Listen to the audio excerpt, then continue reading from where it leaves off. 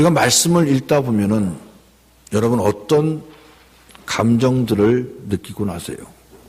때로는 참 은혜가 되고, 때로는 분노가 치밀어 오르고, 때로는 야 시원하다, 통쾌하다 라는 생각을 가지면서 말씀을 보게 되는 줄로 믿습니다. 그런데 오늘 말씀을 보면은 저는 이 말씀을 보면서 야 참 통쾌하다, 시원하다라는 느낌을 받았습니다. 그 이유가 안식일에 예수님께서 이제 제자들과 밀밭 사이를 지나가고 있을 때였습니다. 그런데 아직 예수님의 제자들이 온전히 훈련을 받지 못해서 그런지 몰라도, 안식일에 대해서 올바로 알지 못해서 그랬는지 몰라도 이 제자들이 밀밭 사이로 지나가면서 배가 고팠는지 밀밭을 그만 잘라버리고 그 밀을 먹기 시작합니다. 그 모습을 보고 바리새인들이 드디어 걸려들었구나. 이제 저거는 빼도 박지도 못하는 거야 하고 꼬투리를 잡았다고 생각하고 예수님께 따지고 듭니다. 보세요. 지금 저들이 어찌하여 안식일에 하지 말아야 될 일을 하고 있습니까? 당신의 제자들이라는 사람들이 오늘이 무슨 날인지 몰라서 저랬을까요? 안식일임에도 불구하고 안식일에 해선 안 될 일들을 지금 하고 있으니 어찌 된 겁니까? 요즘 아이들로 얘기하면 딱 걸린 거예요. 그냥 먹는 순간 주님 앞에 나와서 보세요. 저들이 지금 뭐 하고 있습니까? 안식일에 해선 안 될 일들을 지금 하고 있잖아요. 어떡할 겁니까? 안식일의 법을 어기고서 지금 지나고 있는데 예수님 당신이면은 저들을 어떻게 벌하실 겁니까? 안식일에 무엇을 하면 되는 게 있습니까? 아무 일도 해서는 안 되잖아요. 안식일법을 알지도 못하면서 어떻게 저들을 제자라고 하고 저들과 함께 이 나라를 개혁시키겠다고 하고 이 나라를 변화시키겠다고 말씀하고 있습니까? 잘못되지 않았습니까? 우리 조상들이 계속해서 내려온 율법, 그 안식일법조차 온전히 깨닫지 못하는 사람들하고 무슨 일을 하겠냐고 하면서 예수님을 책망합니다. 잘못을 꼬집습니다. 그러면서 자기들이 올바른 양 으쌰대면서 질책하고 질타하고 책망합니다. 그러나 예수님께서는 다윗이 사울에게 쫓길 때 자기와 함께한 자들이 먹을 것이 없자 대제사장 아비아달에게 요청하여 제사장 외에서는 먹어서는 안 될 진설병을 먹는 이야기를 해주면서 뭐라고 얘기합니까? 안식일이 사람을 위하여 있는 것이요. 사람이 안식일을 위하여 있는 것이 아니니 이러므로 인자는 안식일에도 주인이니라. 이렇게 얘기하고 있습니다. 안식일이 누구를 위하여? 사람을 위하여 있는 거라는 거죠. 또 사람이 안식일을 위하여 있는 것이 아니니 이러므로 인자는 안식일에도 주인이니라. 여러분 얼마나 통쾌합니까? 예수님의 꼬투리를 잡기 위해서 예수님을 쫓아다니던 바리새인들에게 안식일의 주인은 나야. 안식일이 누구를 위하여 있는 거야? 사람을 책망하기 위해서 있는 거야? 사람을 잘못했다고 질타하기 위해서 있는 거야? 아니지 않냐? 안식일의 주인은 난데 온전히 하나님께 예배드리고 하나님께 경배하면 되는 거지. 이랬다 저랬다 이건 안 된다 저건 안 된다 그것 가지고 트집 잡고 책망하고 그래서 안식일이 있는 거 아니냐? 아니다. 이렇게 지금 당당하게 바리새인들한테 얘기하고 있는 겁니다. 얼마나 시원합니까? 사랑하는 성도 여러분, 우리가 신앙생활하는 데 있어서 가장 중요한 게 뭘까요? 여러분 왜 신앙생활 하십니까?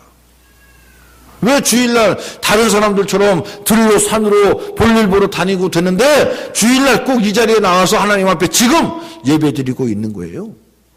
왜 우리가 이처럼 신앙생활하고 있습니까? 그 이유가 뭐예요? 왜 그렇습니까? 첫째로 무엇보다 중요한 것이 바로 본질이기 때문에 그렇습니다. 여러분 신앙생활에서 가장 중요한 게 뭐예요?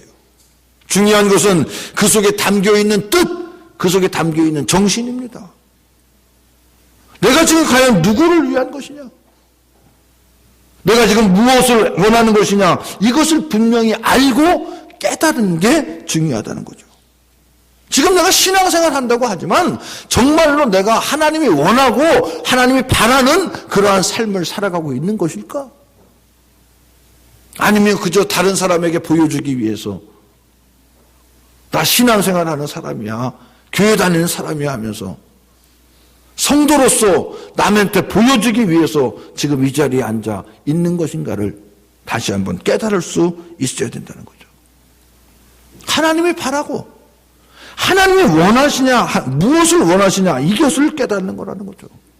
그게 본질이라는 겁니다. 오늘 주님께서 하나님의 진정으로 원하시는 것이 무엇인지 우리에게 분명하게 알려주고 있잖아요.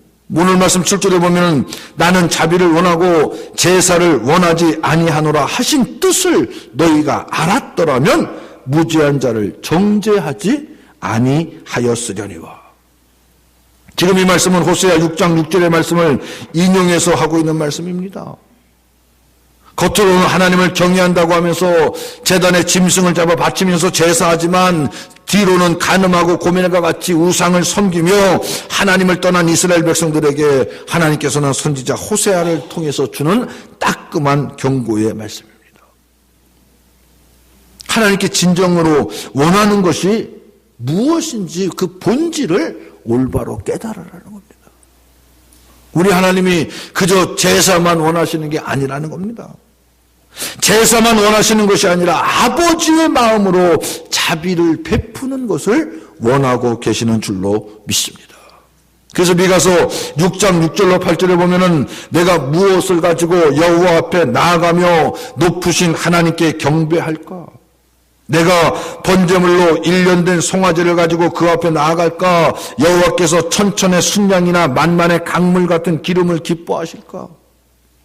내 허물을 위하여 내 맏아들을 내 영혼의 죄로 말미암아 내 몸에 열매를 드릴까? 사람아 주께서 선한 것이 무엇임을 내게 보이셨나니 여호와께서 내게 구하시는 것은 오직 정의를 행하며 인자를 사랑하며 겸손하게 내 하나님과 함께 행하는 것이니라. 이렇게 말씀하고 있습니다. 지금 미가 선지자를 통해서 하나님의 말씀을 전파하고 증거하고 있는 거예요. 내가 원하는 것이 정의를 행하고 인자를 사랑하며 겸손히 내 하나님과 함께하는 것이라고. 그것을 우리 하나님은 원하고 바라고 계신다는 거예요. 또 이것이 역시 하나님의 사랑의 방법이라는 겁니다. 율법은 이스라엘 백성들로 하여금 하나님을 알고 하나님을 온전히 사랑하도록 하기 위해 주신 말씀이자 법이라는 거예요. 그 율법을 통해서 하나님을 올바로 깨닫고 그 하나님의 사랑을 알아가기 위해서 허락해 주신 게 율법이라는 겁니다. 거기에 하나님의 사랑과 함께 이웃사랑도 담겨 있다는 거예요. 그런 율법을 허락해 주신 하나님인데 그 율법을 통해서 잘하나 못하나, 율법대로 사나 못 사나 기준의 잣대가 되어서는 안 된다는 겁니다. 그거 가지고 온전히 지키면 하나님께서 기뻐하시고 온전히 지키지 않으면 하나님께 벌 받는다? 그건 잘못된 사상이라는 겁니다. 그래서 예수님께서 한 율법사의 가장 큰 계명이 무엇인가에 대해서 질문에 뭐라고 말씀하십니까? 예수님께서 이르시되 내 마음을 다하고 목숨을 다하고 뜻을 다하여 주 너의 하나님을 사랑하라 하셨으니 이것이 크고 첫째 되는 계명이요 둘째도 그와 같으니 내 이웃을 내 자신같이 사랑하라 하셨으니 이 두 계명이 곧 온 율법의 선지자의 강령이니라. 이렇게 말씀하고 있잖아요. 하나님 사랑, 이웃 사랑, 이것이 중요하다는 거예요. 이것을 깨닫는 것만 중요한 게 아니라 깨달았으면 실천하고 행동할 수 있어야 된다는 겁니다. 말로만 하나님 사랑해요, 이웃 사랑해요 해본 소용없다는 거죠. 내가 행동할 수 있어야죠. 실천할 수 있어야죠. 제사, 곧 예배를 드리더라도 자비로운 마음, 자비로운 삶이 있어야 된다는 겁니다.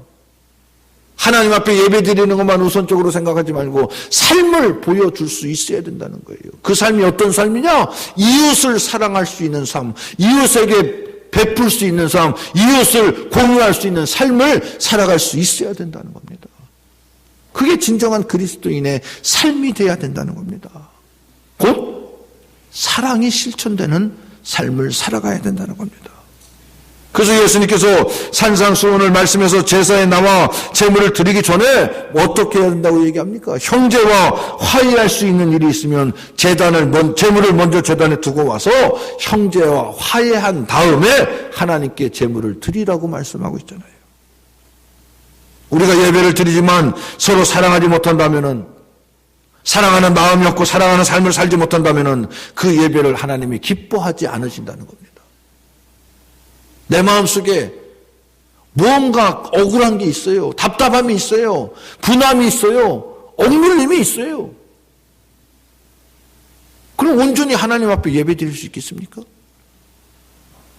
그게 내 마음을 찾고 있는데, 사랑하는 성도 여러분, 본질은 바로 하나님 사랑, 이웃사랑인 줄로 믿습니다. 하나님을 사랑하는 마음, 하나님의 마음, 하나님께서 진정으로 원하시는 근본 정신, 그것이 바로 본질임을 우리는 다시 한번 깨달을 수 있는 저와 여러분들이 되시기를 주님의 이름으로 부탁을 드립니다. 두 번째로는 본질을 잃어버릴 때 하나님의 마음을 잃어버릴 수밖에 없다는 겁니다. 본질을 잃어버리고 형식과 의식, 곧 율법적인 삶이 될 때 우리는 서로 정죄하게 되고 판단하게 된다는 겁니다. 오늘 본문의 바리새인들 보세요. 저들은 제자들이 밀 이삭을 잘라 먹자마자 단번에 정죄하려고 하지 않습니까? 너희들 지금 하는 게 뭐야? 안식일에도 불구하고 왜 밀을 잘랐어? 왜 타작을 했어? 그리고 그것을 먹어? 안식일에 일하지 말라는 것도 몰라? 그러면서 무슨 제자야? 정죄합니다. 질책합니다. 판단합니다. 우리는 이 내용으로 볼 때, 야, 참 제자들이 왜 그런 실수를 해서 바리새인들한테 그런 질책을 당할까라고 그냥 쉽게 넘어가 버릴 수도 있는 문제입니다. 그러나 본문을 자세히 살펴보면은 오늘 무슨 날이라고 그랬어요? 안식일입니다. 안식일에 바리새인들이 있어야 할 곳이 어디예요? 그들은 스스로 경건한 척하고 온전히 율법을 지키는 자들임을 자해하는 자입니다. 자랑하는 자입니다. 그런 바리새인들이 안식일에 있어야 할 곳이 어디예요? 네? 성전 아니에요, 성전. 그게 올바른 안식일을 지키는 거 아닙니까? 근데 지금 이들은 어디 있어요? 성전이에요? 밀밭에 같이 있는 거 아닙니까? 예수님과 함께 제자들을 쫓아다니면서 밀밭 사이에 있는 거 아니에요? 그러니까 밀밭에서 예수님 제자들이 밀을 꺾은 걸 알지. 성전에 있으면서 어떻게 알겠어요? 천리안을 가지고 있는 것도 아니고. 그러니까 이들이 지금 예수님 제자들을 잘못했다고 책망하고 질책할 형편이 되냐는 얘기죠. 자기들은 거룩한 바리새인들이라고 하면서 안식일에 성전에 있어야 함에도 불구하고 예수님 뒤를 쫓아다닌 거 아니에요. 왜 쫓아다녔을까요? 예수님이 잘하는 거 본받으려고, 예수님이 하는 행동 따라하려고 쫓아다녔을까요? 꼬투리 잡으려고 쫓아다닌 거 아니에요. 잘못하는 것만 있어봐라. 조금이라도 실수만 해봐라. 내가 그거 가만두나. 책 잡으려고 쫓아다닌 거 아니에요. 그래서 예수님 제자들이 안식일이 범하는 것을 바라는 마음에서 다시 말씀드리면 트집을 잡기 위해서 지금 예수님의 뒤를 졸졸 쫓아가고 있는지도 모르잖아요. 그렇다면 그들의 소용이 얼마나 비열하고 치사합니까? 꼬투리를 잡을 소지가 생기자 얼른 판단하고 정죄하는 그 모습이 얼마나 비열합니까? 여기서 우리는 그들에게 조금 더 하나님의 마음을 찾아볼 수 없습니다. 의식보다는 자비와 긍휼을 원하시는 하나님의 마음이 저들 가운데 있었더라면 저들이 예수님의 앞에서 그렇게 행동하지는 않았을 거 아닙니까? 본질, 곧 사랑을 잃어버릴 때 이렇게 되고 만다는 겁니다. 아주 막 성장하는 교회가 있었습니다. 너무나 급성장하는 교회라서 이제 성도들이 이제 우리가 다 너무 성장했으니까 리모델링도 하고 교회 좀 다시 좀 아름답게 좀 변화시켜야 되겠다고 해서 이제 같은 마음으로 리모델링을 합니다. 아름답게 교회를 리모델링 했습니다. 그리고 나서는 폐가 딱 2폐로 날려졌어요. 무엇 때문에? 이 강단에 까는 카페트 색깔 때문에. 한쪽은 빨간색으로 깔아야 된다. 한쪽은 초록색으로 깔아야 된다. 빨간색은 예수님의 보혈이 바로 빨간색 아니에요. 피의 상징이니까 그래도 제단은 예수님의 보혈을 상징하는 빨간색으로 카페트를 깔아야 되지 않겠냐. 무슨 얘기냐? 지금 우리 교회가 이만큼 성장하고 또 예수님의 보혈로 우리가 구원 얻은 건 맞는데 부활하시고 새 생명 얻은 주님이 아니냐. 그러므로 초록색을 깔아야 된다. 초록색은 바로 생명이잖아요. 그러니까 이제 더 이상 보혈에만 의존하지 말고 새 생명 허락해 주신 주님의 새 생명을 기념하는 의미에서 초록색 카페트를 깔아야 된다. 서로 틀린 말 아니잖아요. 맞는 말이잖아요. 여러분은 어떤 색을 원하십니까? 빨간색을 원하십니까? 초록색을 원하십니까? 그저 아무 생각 없이 그냥 까면 까는 대로 그냥 있으면 되는 거예요? 서로 좋자고 하는 얘기예요, 서로. 근데 그 빨간색, 초록색 문제로 다투다가 어떻게 됐는 줄 아세요? 교회가 둘로 나눠줬대요. 참 교회 나누기 쉽죠? 빨간색, 초록색 그거 하나 타협 못해서 그냥 나눠주니 얼마나 쉬워요. 문제 아니에요. 신앙생활 한다고, 주님 바라보고 의지한다고 믿음생활 한다는 사람들이 빨간색이면 어떻고 초록색이면 어때요? 그거 하나 타협하지 못해서 네 편, 내 편, 너는 빨간색, 나는 파란색. 그러다가 끝내는 교회가 둘로 나눠지니 하나님 얼마나 슬퍼하시겠어요. 차라리 리모델링 안 하고 그냥 성장하는 게 더 낫을지도 모르잖아요. 무슨 얘기냐? 오늘 우리가 살아가면서도 우리 마음속에 있는 의견이 서로 대립되고 있는 분은 혹시 안 계십니까? 우리가 한 형제 자매임을 고백하면서 저 사람과 내가 서로 마음이 안 맞아서 대립하고 있지는 않습니까? 꼭 의견 차이를 보이고 있는 것이 있다면 이 시간에 모든 건 내려놓고 정말로 우리 안에 있어서 중요한 것이 무엇인지 생각해보고 본질을 찾고 본질을 깨달음으로 대립하는 관계가 아니라 하나가 될 수 있는, 연합하여 선을 이룰 수 있는 우리 모두가 되시기를 주님의 이름으로 축원합니다. 세 번째로 모든 것을 하나님의 마음으로 볼 수 있기를 바랍니다. 우리가 판단하고 정죄하는 삶을 살지 않기 위해서는 하나님의 마음으로 보고 하나님의 마음으로 생각할 수 있어야 되겠다는 거죠. 지금 내가 보고 판단하는 이것을 예수님께서는 과연 어떻게 생각하실까? 예수님이라면 어떻게 생각하실까를 생각하면 우리는 세상적인 시기와 방법에서 벗어날 수 있다는 겁니다.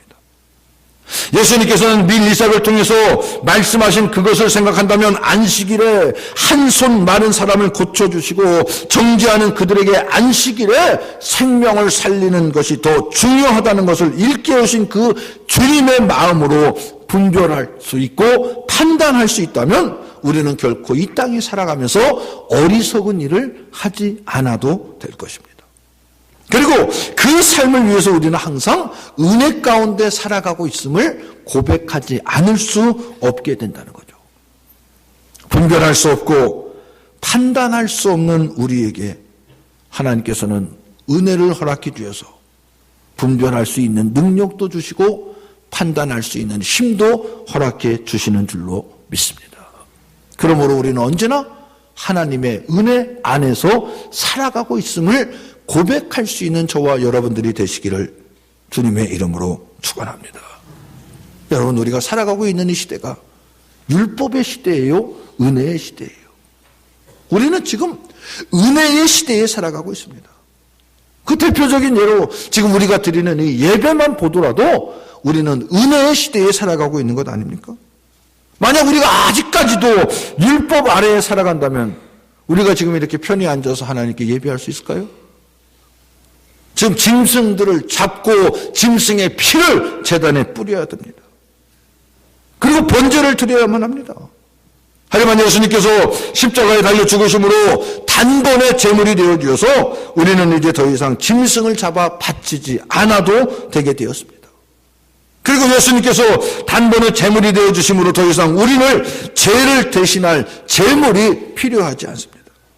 오직 예수 그리스도의 십자가와 그 이름을 믿는 믿음으로 우리의 죄는 모두 다 사해짐을 믿으시기를 주님의 이름으로 축원합니다.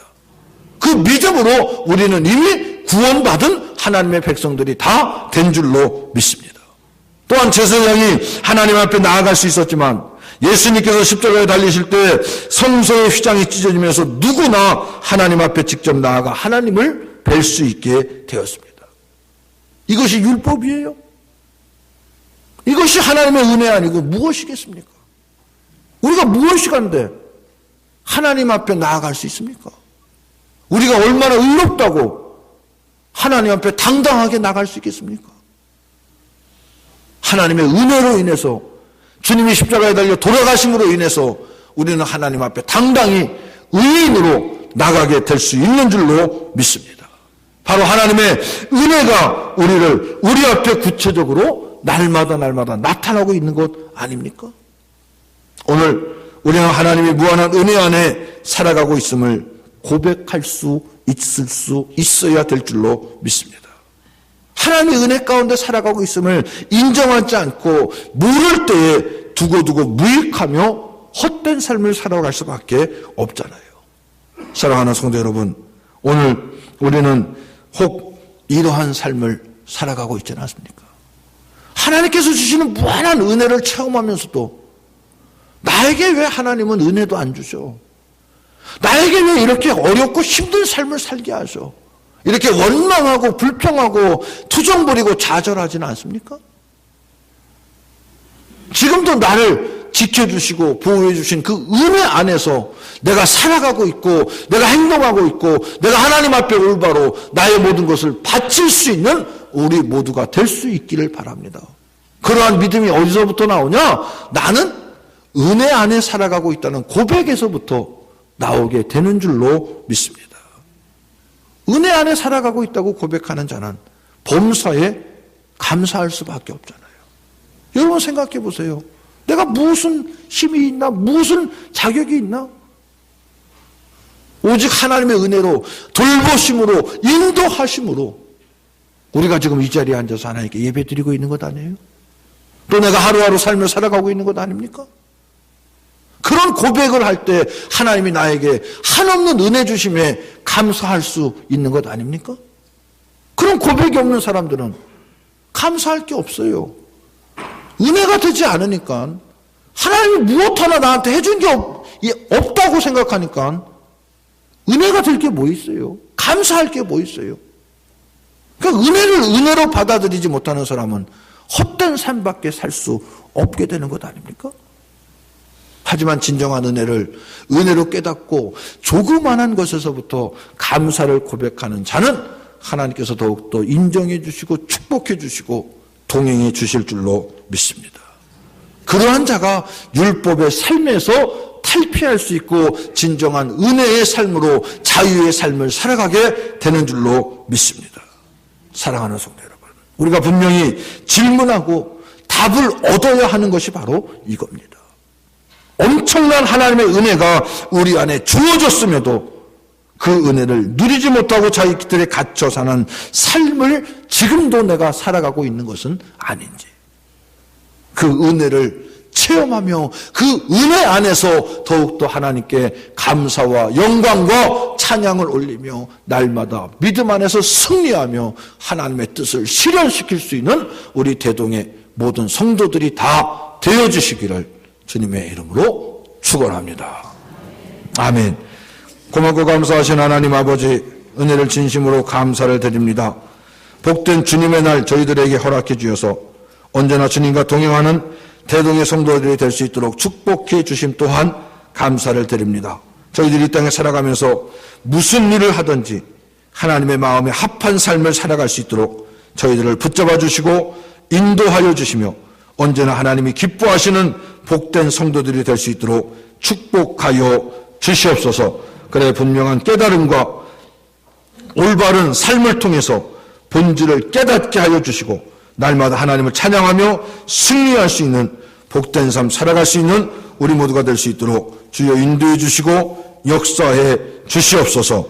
이 모든 말씀을 우리 구주 예수님의 이름으로 기도드리옵나이다.